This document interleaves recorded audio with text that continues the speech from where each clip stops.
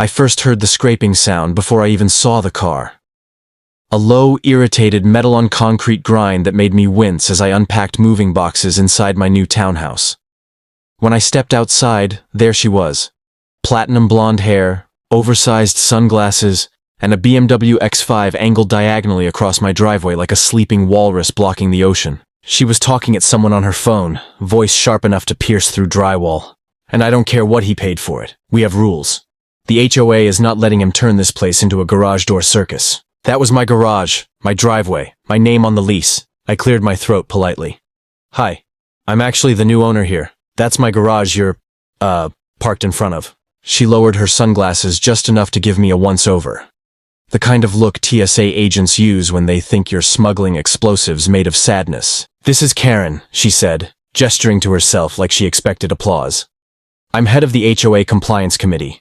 You should know the garage is not meant for frequent use. It disrupts the community aesthetic. I blinked. It's a garage for cars. She waved her French manicure dismissively. Driveways are for parking. Garages are for storage. If you want to take your car in and out every day, maybe you should have bought somewhere. She glanced at my modest car. More fitting. I opened my mouth, closed it again, and tried a different tactic. Could I get you to move? I need to grab something. No, she said flatly. I'm in the middle of something important. This was my first hour living here. Later, when I finally squeezed my car into the garage after she reluctantly moved 3 inches to the left, I found a bright yellow HOA warning taped to my door. Notice of violation, excessive garage use. Future infractions will result in fines. I stared at it, stunned. And then I laughed, because surely this had to be a misunderstanding. Surely no one would actually try to control how often I opened my garage door. But the next morning her BMW was there again. And the morning after that. And that's when I decided. She picked the wrong neighbor to mess with. The third morning started with a thud. Not the usual garage rumble. No, this was heavier. I opened my front door to find a stack of HOA citations rubber-banded to my handle like some twisted paper bouquet. Each one highlighted in neon pink, accusing me of garage door usage above community standards, excessive noise during departure, failure to maintain visual harmony. Visual harmony. My morning commute was apparently a war crime. Karen's BMW was once again lodged across my driveway, like it spawned there overnight. This time, she stepped out just as I approached, as if summoned by the mere audacity of me existing. You again, she sighed. I live here, I reminded her, maybe too cheerfully. Still need to get to work. She folded her arms. I've already informed the HOA board. You can't use the garage daily without board approval. It causes traffic disruptions.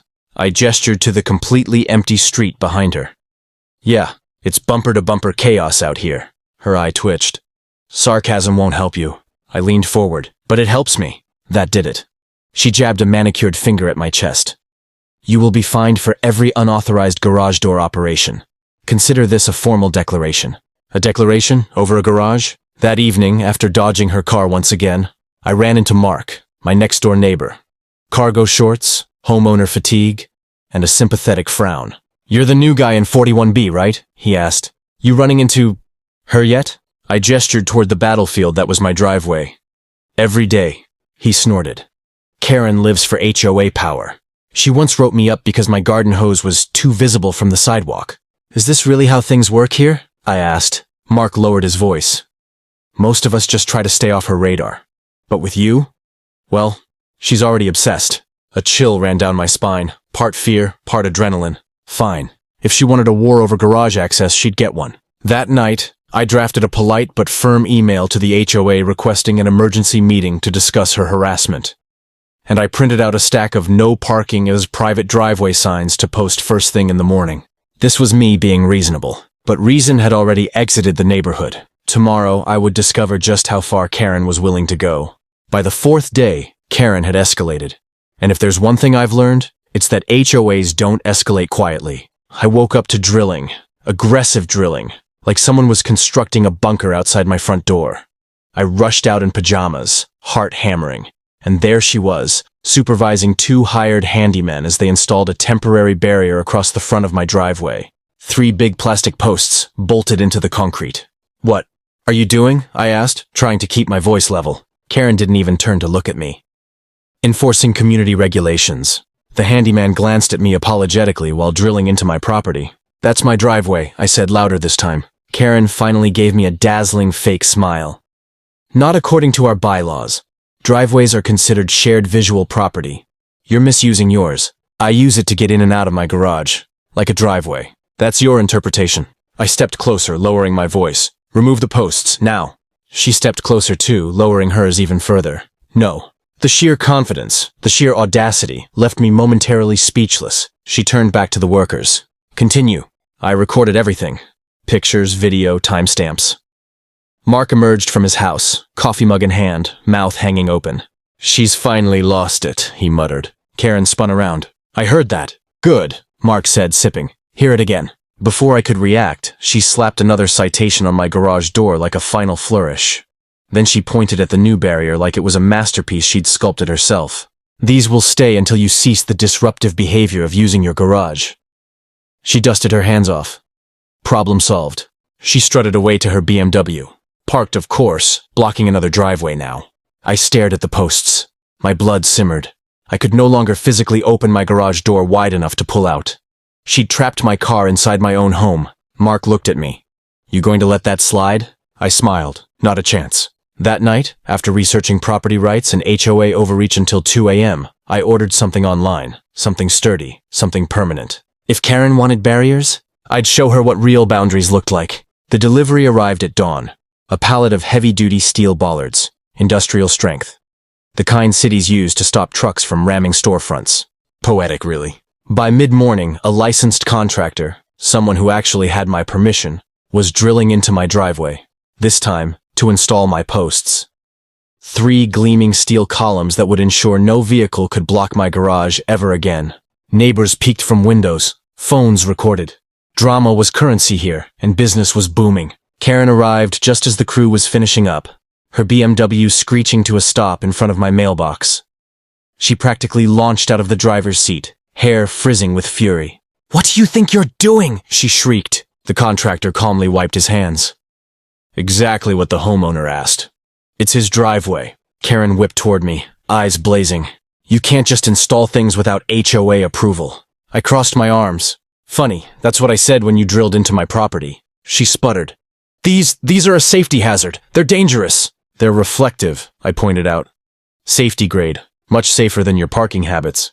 The crew finished tightening the last bolt and left with a cordial nod.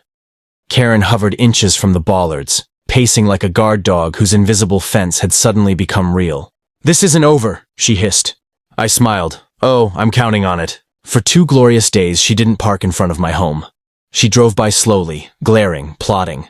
I could practically see the smoke rising from her ears. Then the storm hit. Saturday morning. Calm, quiet, birds chirping. I was sipping coffee when a scream, metallic chaos, ripped through the air. I rushed outside just in time to witness Karen's BMW nose deep into one of the steel posts. Her hood crumpled like an accordion. The other 2 posts remained upright, mocking her. She sat behind the wheel, stunned, hair everywhere, airbag deployed like a giant marshmallow of justice. Neighbors gathered. Someone whispered, "Oh, she messed with the wrong driveway." Karen lashed out, slamming the door open. "This is vandalism! You did this to me!" I blinked. "You drove into a stationary object." Her eyes were pure wrath. "This is war," she screeched. And in that moment I believed her. Because this wasn't the end. It was the explosion. The tow truck hauled Karen's wounded BMW away like a defeated war elephant, leaving behind tire marks and shattered pride. But the real damage wasn't to her car. It was to her authority. Within hours, angry emails flew across the HOA mailing list. Not from me, from everyone else. Apparently, she'd been terrorizing this neighborhood far longer than I realized, and my steel posts were the last straw that finally made people speak up. By evening, the HOA president scheduled an emergency meeting. Attendance mandatory. The community clubhouse buzzed like a hive poked with a stick. Neighbors whispered, pointed, glared at Karen as she strutted to the center of the room in a neck brace. Pure Oscar-worthy dramatics. She slammed a stack of paperwork onto the table. "I demand that these illegal steel barricades be removed at once." I calmly set down my own folder.